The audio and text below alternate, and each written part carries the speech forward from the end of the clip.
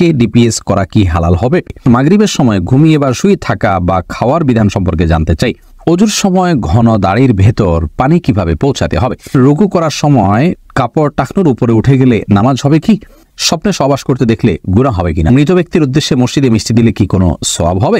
খাটের উপর দাঁড়িয়ে নামাজ পড়া যাবে কিনা? বিয়ের ক্ষেত্রে ছেলে বা মেয়ের ছবি দেখা যাবে কিনা? নামাজে সানা পড়তে ভুলে গেলে নামাজ হবে কিনা? স্ত্রীকে গর্ভবতী অবস্থায় সহবাস করা যাবে কিনা? নবজাতকের বমি কাপড়ে লাগলে নামাজ হবে কিনা? মুরগি একাই জবাই করতে পারবে কিনা কারো হেল্প ছাড়া? মোশাররফ হোসেন জানতে চেয়েছেন নামাজে সানা পড়তে ভুলে গেলে নামাজ হবে কিনা? হ্যাঁ ভাই, নামাজ হয়ে যাবে, কারণ সানা পড়া এটা নামাজের জন্য ফরজ বা ওয়াজিব নয়। ফরজ বা ওয়াজিব নয় এমন কোনো কিছু ছুটে গেলে নামাজ হয়ে যাবে, কোনো অসুবিধা নেই। এরপরে জান্নাত আরা জুলি আপনি জানতে চেয়েছেন মুরগি একাই জবাই করতে পারবে কিনা কারো হেল্প ছাড়া? হ্যাঁ, করতে পারবে, কোনো অসুবিধা নেই। মুরগিতে একজন ধরতে হবে এমন কোনো বাধ্যবাধকতা নেই। আপনি মুরগি যেভাবে খুশি সেভাবে জবাই করবেন, জবাই করাটাই হলো মুখ্য। বিসমিল্লাহ বলে জবাই করতে পারলে আপনি নিজে একাও করতে পারেন, কোনো অসুবিধা নেই। আপনি মনসুর জানতেছেন অতীতের গুনাহ কিভাবে পানা চাইব? ভাই মনসুর, আপনি অতীতের গুনাহের জন্য আল্লাহর কাছে লজ্জিত হয়ে অনুতপ্ত হয়ে ক্ষমা চাইবেন, চোখের পানি ফেলে সম্ভব হলে বা কানার ভান করে হলে আল্লাহর কাছে মাপ চাইবেন, আর ভবিষ্যতে করবেন না বলে প্রতিজ্ঞাবদ্ধ হবেন। ইনশাআল্লাহ এর মাধ্যমে আল্লাহ তাআলা আপনাকে গুনাহ থেকে মুক্ত করবেন। সজল শেখ আইডি থেকে আপনি জানতে চাচ্ছেন ব্যাংকে ডিপিএস করা কি হালাল হবে? শুধু ব্যাংকগুলোতে ডিপিএস করা হারাম হবে, যেহেতু সেখানে আপনাকে সুদ দেওয়া হবে, সুদ ভিত্তিক লেনদেনের চুক্তি আপনার সাথে হয়ে যাবে সেজন্য। আর ইসলামী ব্যাংকগুলো যদি হয় তাহলে সেক্ষেত্রে বেশ কিছুটা ছাড় রয়েছে, এবং সেটি কিছুটা কোনো কোনো ক্ষেত্রে এটি সন্দেহের মধ্যে পড়বে, শুবহাতের মধ্যে পড়বে। বাকি মৌলিকভাবে অন্য কোনো উপায় যদি কারো না থাকে এটি নাজায়েজ বা হারাম সরাসরি হবে না, তবে অ্যাভয়েড করতে পারলে সেটাও ভালো, যেহেতু সংশয় বা সন্দেহ সেখানেও রয়েছে। এরপরে মুজাহিদুল ইসলাম শওকাত আপনি জানতে চেয়েছেন যে ঘরে সূরা বাকারা পড়া হয় সে ঘরে জিন শয়তান প্রবেশ করতে পারে না, এটা কি সঠিক? যদি সঠিক হয় তবে সূরা বাকারা কতটুকু পড়তে হবে? বা মুজাহিদুল ইসলাম এটা সঠিক, এবং এ সম্পর্কে রাসূল আকরাম সাল্লাল্লাহু আলাইহি সাল্লামের স্পষ্ট হাদিস রয়েছে। সূরা বাকারা যদি তেলাওয়াত করা হয় কোনো বাসায়, সেখানে জিন শয়তান প্রবেশ করে না। এক্ষেত্রে কতটুকু তেলাওয়াত করবেন? এর উত্তর হলো যে আপনি তেলাওয়াত করতে থাকবেন শুরু থেকে শেষ পর্যন্ত, কোনো লিমিটেশন নাই যে এত আয়াত পড়বেন। যত বেশি পড়বেন বারবার পড়তে থাকবেন। নিজে পড়তে না পারলে তেলাওয়াত রেকর্ডকৃত তেলাওয়াত চালু করে রাখবেন, যদি অনেক উলামা একরাম সেটিকে যথেষ্ট নয় বলেছেন, কিন্তু আমরা দেখেছি রেকর্ডকৃত তেলাওয়াত চালু করে রাখলেও বাসা বাড়িতে জিনের উপদ্রব কমে যায়, মানুষ অনেকটা সুরক্ষিত হয়ে যায় আলহামদুলিল্লাহ। নুসরাত জাহান ইমু আপনি জানতে চেয়েছেন মৃত ব্যক্তির সামনে আগরবাতি জ্বালানো যাবে কিনা? দেখুন, আগরবাতি মূলত জ্বালানোর নির্দেশ হলো সুঘ্রাণের জন্য। অতএব মৃত ব্যক্তিকে রেখেছেন, তার দেহ থেকে কোনো দুর্গন্ধ আসতে পারে, সেই জায়গা থেকে আপনি সুঘ্রাণ যুক্ত কোনো কিছু ব্যবহার করতেই পারেন, আগরবাতি জ্বালাতেই পারেন। এছাড়া মসজিদে আগরবাতি জ্বালানোর কথা মুরাদুল্লাহ তাআলা বলেছেন। ইমানদারের বাসা বাড়িতে আগরবাতি অথবা ধূপের আপনার ধোঁয়া এটা প্রজ্বলন করা হবে সুঘ্রাণের জন্য, এটি ভালো, এটি খারাপ কোনো কাজ নয়। তবে মৃত ব্যক্তির জন্য করতেই হবে এমন কোনো বিষয় নয়। ইস্তাব্রো বাণী এই আইডি থেকে আপনি জানতে চেয়েছেন খাটের উপর দাঁড়িয়ে নামাজ পড়া যাবে কিনা? যাবে, কোনো অসুবিধা নেই।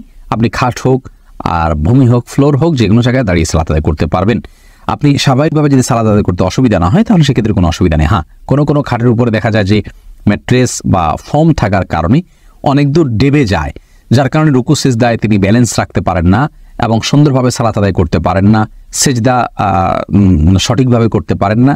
এরকম যদি হয় তাহলে সেক্ষেত্রে তার জন্য খাটে দাঁড়িয়ে সালাত আদায় করা উচিত হবে না, এটা কমপক্ষে মাকরুহ হবে, অপছন্দনীয় হবে। তবে সালাত হয়ে যাবে।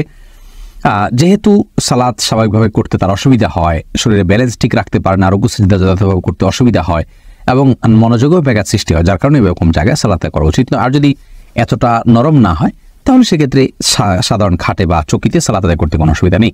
ঠিক শাহাদাত হোসেন সবুজ আপনি জানতে চেয়েছেন স্ত্রীকে গর্ভবতী অবস্থায় সহবাস করা যাবে কিনা? স্ত্রী গর্ভবতী থাকলে সে অবস্থায় সহবাস করাতে কোনো নিষেধাজ্ঞা নেই। মহিমা মাহি আপনি জানতে চেয়েছেন নবজাতকের বমি কাপড়ে লাগলে নামাজ হবে কিনা? দেখুন, বমি নাপাক, সেটা নবজাতক হোক অথবা প্রাপ্তবয়স্ক কেউ হোক, সবার বমি নাপাক, যার কারণে এটি লাগলে নাপাক হয়ে যাবে। আয়েশা আহমেদ আপনি ইউটিউব চ্যানেলে প্রশ্ন করেছেন বিয়ের ক্ষেত্রে ছেলে বা মেয়ের ছবি দেখা যাবে কিনা? দেখুন, ছেলে বা মেয়ের ছবি দেখা যাবে বিয়ের ক্ষেত্রে শর্ত সাপেক্ষে, আর সে শর্ত হলো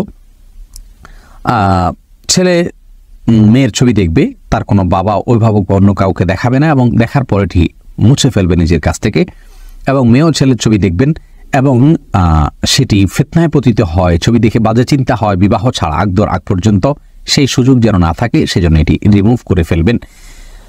এই শর্ত সাপেক্ষে এটি দেখা জায়েজ রয়েছে। সম্পূর্ণ বিয়ের নিয়ত যখন পাকাপাকি হয়ে যাবে তখন আর আজকাল যেমন হয়, আল্লাহ মাফ করুক, তথাকথিত অবৈধ প্রেমের ক্ষেত্রে অনেকে বলে যে আমার বিয়ের নিয়ত আছে সেজন্য আমি দেখছি, আপনি দেখেই যাবেন, এই অধিকার আপনাকে দেওয়া হয়নি। আপনি এক নজর দেখতে পারেন শুধুমাত্র জানার জন্য, বাস এটুকু। এরপরে আপনি সেটার কন্টিনিউ করতে পারবেন না। এমনি মামুন হোসেন জানতে চেয়েছেন, মৃত ব্যক্তির উদ্দেশ্যে মসজিদে মিষ্টি দিলে কি কোনো সওয়াব হবে? দেখুন, মৃত ব্যক্তির পক্ষ থেকে আপনি গরিব দুঃখীকে খাবার দিতে পারেন, কোনো অসুবিধা নেই। দিনক্ষণ ঠিক না করে এমনিতে গরিব দুঃখীকে খাবার দিলেন। মসজিদে বিশেষভাবে খাবার দিতে এমন কোনো কথা নেই। গরিব দুঃখীকে খাবারটা আপনি বাইরেও দিতে পারেন, তাদের বাসা পৌঁছে দিতে পারেন।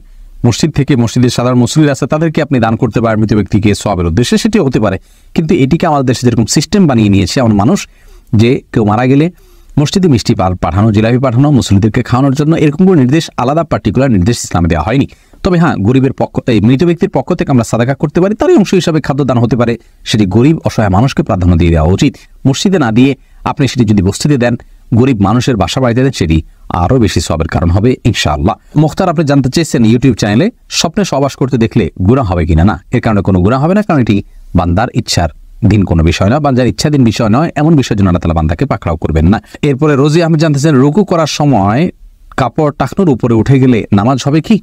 দেখুন, রুকু করার সময় যদি টাকনুর উপরে কাপড় উঠে যায়, তাহলে সেক্ষেত্রে মেয়ে মানুষ হিসাবে সামান্য এক ঝলকের জন্য উঠলো, 1 সেকেন্ড 2 সেকেন্ডের জন্য উঠলো, তাতে গুনাহ হবে না ইনশাআল্লাহ বিইذনিল্লাহ।